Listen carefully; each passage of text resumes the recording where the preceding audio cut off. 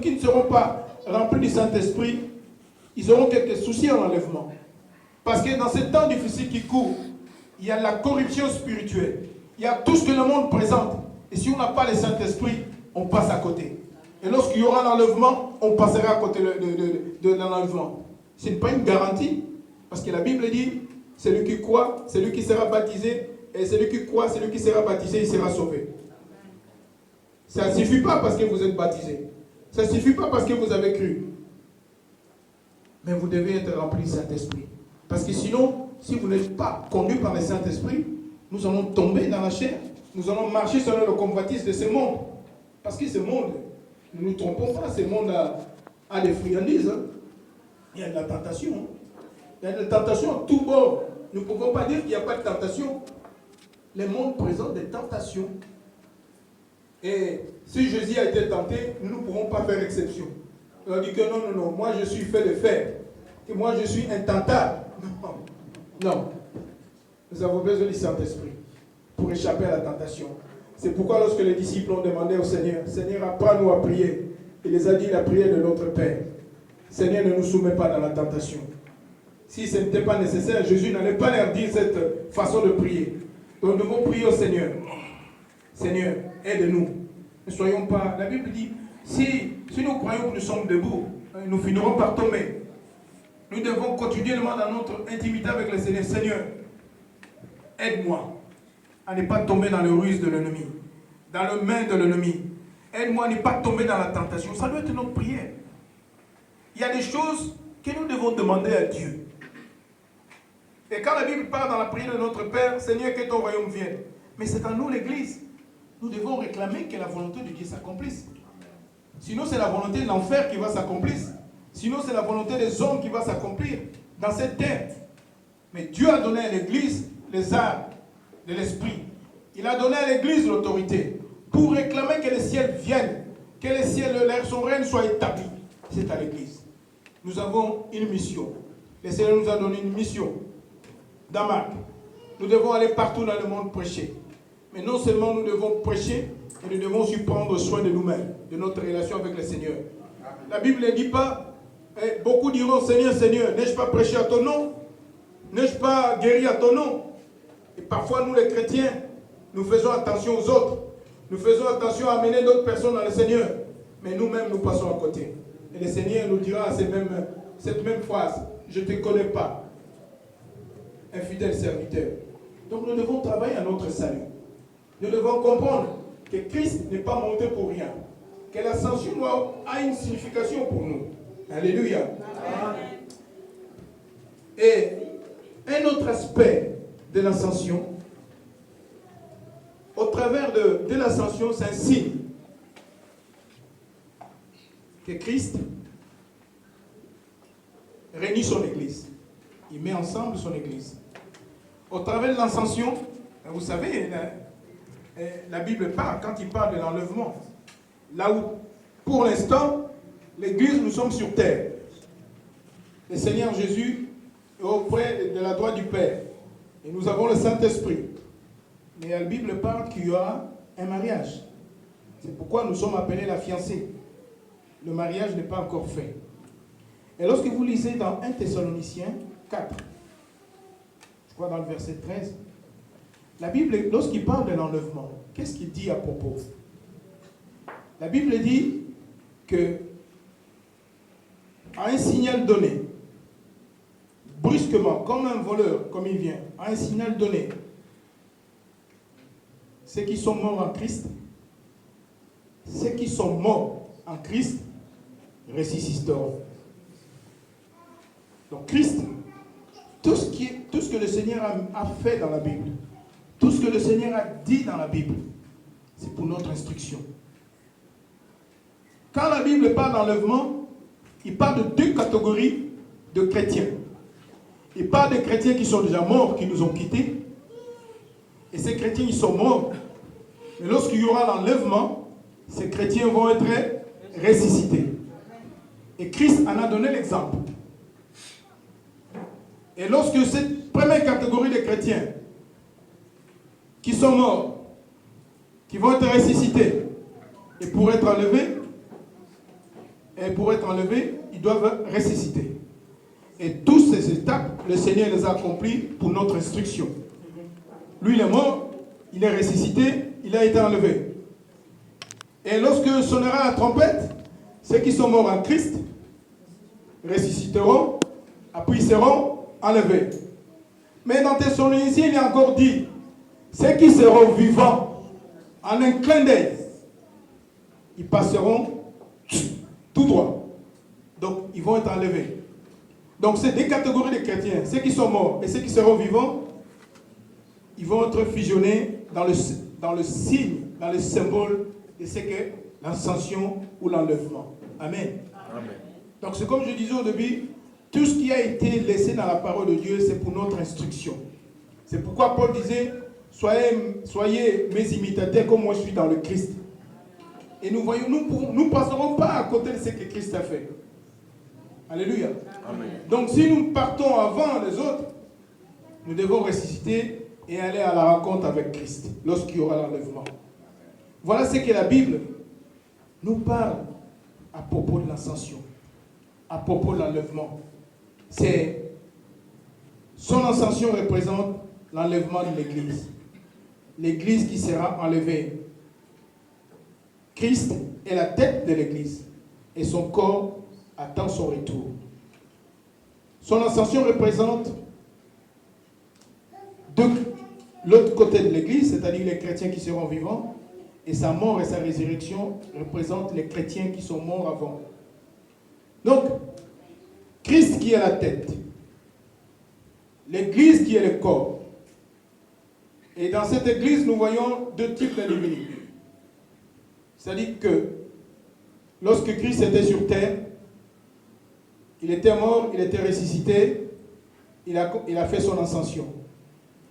Et ces deux catégories de chrétiens sont regroupées dans la mort et dans la résurrection et dans l'ascension. Mais nous voyons au retour de Christ, parce que la Bible parle, Christ était mort, Christ était ressuscité et Christ il a été ascensionné. Lui qui est la tête. Et la Bible parle, il y aura le mariage. Donc, Christ, après avoir accompli par sa mort et par sa résurrection, et a passé par au travers de l'ascension, Christ, il a annoncé l'enlèvement de l'Église. Le mariage de l'Église, de son mariage avec l'Église. Christ, il est la tête et son Église, il est le corps. Et son corps, il est représenté dans ces trois choses que Christ a accomplies avant qu'il ne revienne. C'est-à-dire sa mort, sa résurrection et son ascension.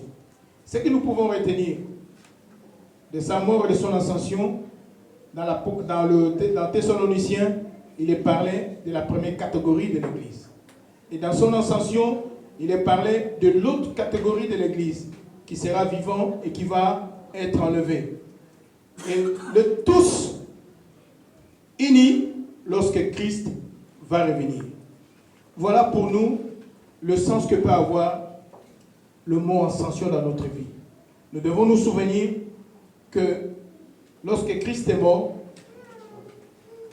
et lorsque Christ est ressuscité, c'était pour aller nous préparer une place auprès du Père. C'était pour aller préparer les noces. C'était pour aller préparer son retour. C'était pour aller se présenter comme un sacrifice devant le Père. Et c'était pour qu'il parte afin que le Saint-Esprit nous revienne. Voilà la signification pour nous en tant que chrétiens aujourd'hui de l'ascension de Christ. Et lorsque Christ était dans le monde, avant son ascension, lorsqu'il venait, parce que l'ascension c'est son départ, mais lorsque Christ venait, il avait aussi deux buts.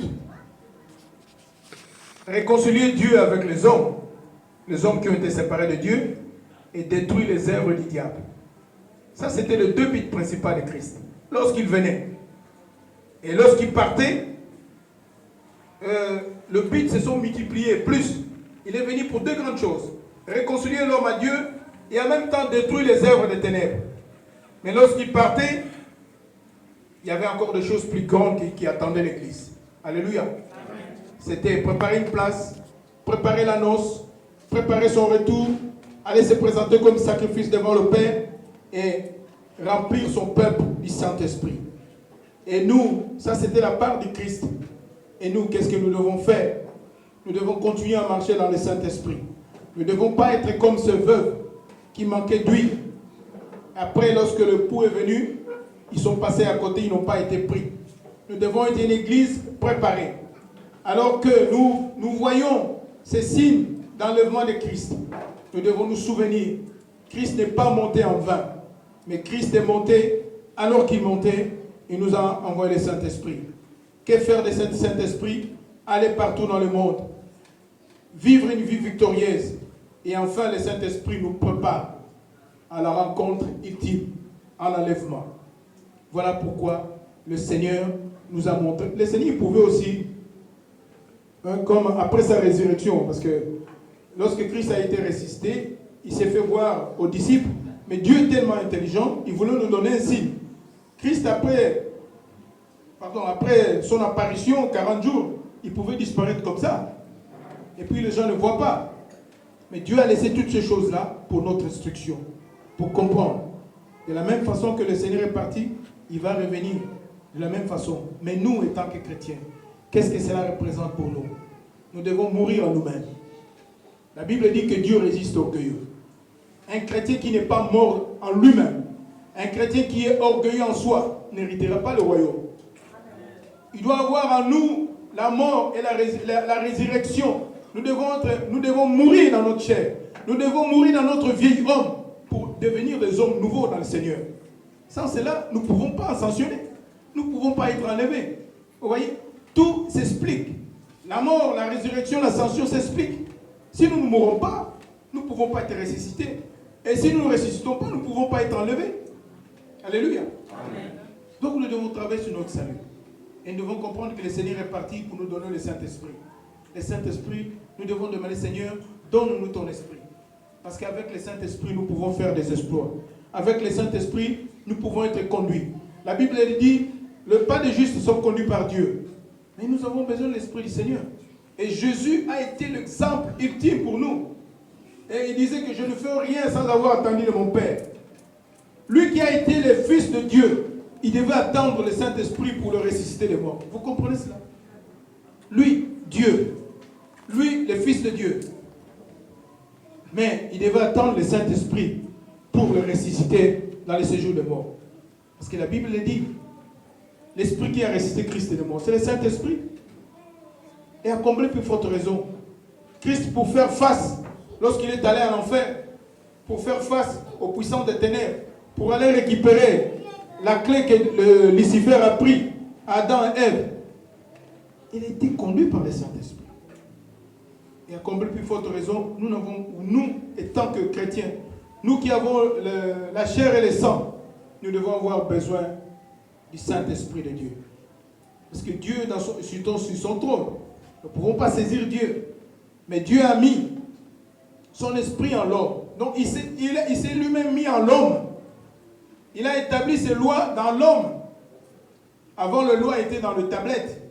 Les gens allaient les consulter dans le tabernacle.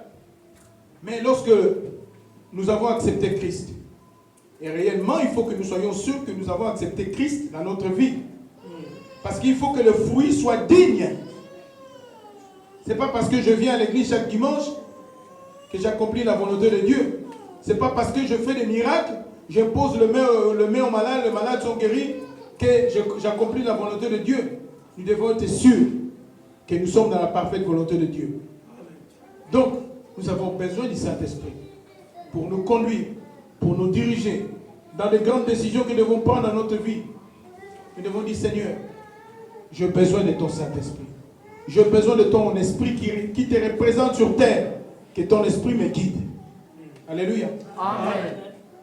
Voilà, peuple de Dieu, cet après-midi, c'est que le Seigneur a voulu nous parler à propos de cette journée d'ascension. Qu'est-ce que nous pouvons retenir dans cette journée? C'est ces 5 points que je parlais. Et quelle est notre part en nous commémorant? C'est une comme on voit le 14 et 18, hein, les gens vont déposer des gerbes de fleurs pour se commémorer de ce qui s'est passé. Nous, lorsqu'on commémore l'ascension, nous devons avoir une idée claire, une idée juste. Nous ne devons pas commémorer l'ascension, nous ne devons pas nous souvenir de l'ascension comme font les païens, comme font les mondes. Mais lorsque nous nous souvenons de l'ascension, lorsque nous voyons dans notre calendrier ascension, les collègues de travail nous parlent, oh, il y a ascension, c'est férié. Nous devons nous souvenir de toutes ces choses-là. Nous devons nous souvenir pourquoi Christ est monté. Christ est monté pour un but. Il n'est pas monté en vain. Si nous comprenons toutes ces choses, le Seigneur va dire, mais mes enfants, j'ai tout expliqué. J'ai donné les signes. Alléluia. Amen. Pour l'avenir de Christ, les prophètes ont donné les signes. Christ, pour son retour, il nous a donné les signes. Il nous a donné les signes. Pour lui, pour être enlevé, il est mort, il est ressuscité. Donc il nous a donné les signes. Que vous, mes enfants, vous devez mourir en vous-même. Vous devez porter votre croix. Afin que l'esprit de vie vienne vous ressusciter. Et enfin, lorsqu'il y aura l'enlèvement, je viendrai vous prendre. Alléluia. Amen. Que le Seigneur soit béni. Amen. Merci, applaudissons le Seigneur.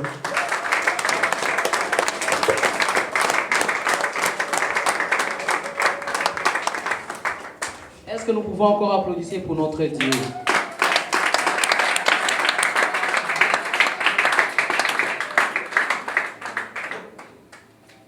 Amen. Amen. Amen. Nous avons eu un long week-end pour ceux qui vont à l'école, même pour ceux qui vont au travail. Et le lundi, demain lundi, quand nos collègues de travail de l'école nous demanderont c'est quoi même l'ascension? C'était un férié de quoi? Est-ce qu'après cette prédication, nous arriverons quand même à répondre? Amen. Nous arriverons à répondre? Amen. Moi, de mon côté, j'ai noté quelques points. Ça pourrait nous aider pour ceux qui n'ont pas écrit. Donc, il était dit, l'ascension de Jésus était précédée de deux grands points.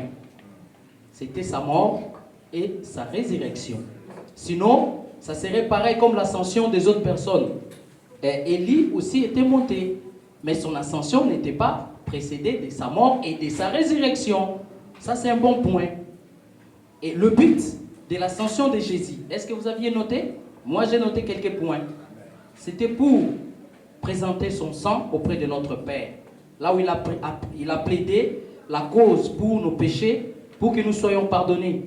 Jésus s'est amené lui-même en sacrifice parfait dans un tabernacle non pas fait de main d'homme, mais plutôt céleste, pour que toi et moi aujourd'hui nous puissions avoir le pardon de nos fautes. Et deuxième point, c'était pour nous préparer une place.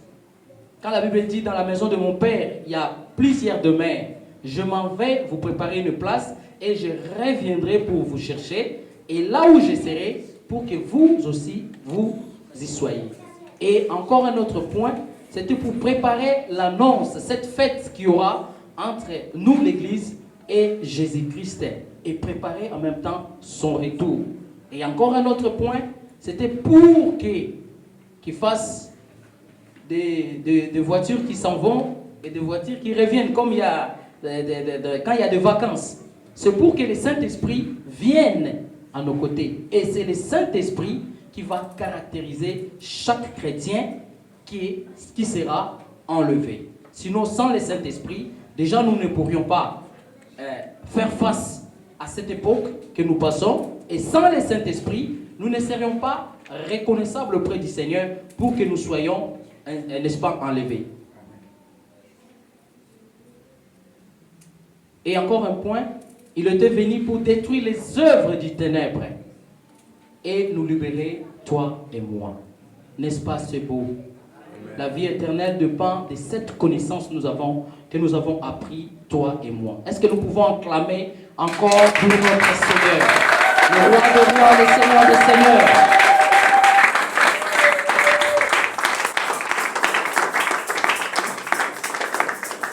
Bien-aimés dans le Seigneur, la Bible dit, le rappel du Seigneur sont dignes de foi. Nous avons besoin de ces rappels. Sans plus tarder, nous passons à la suite de notre programme. Donc nous allons passer à nos offrandes.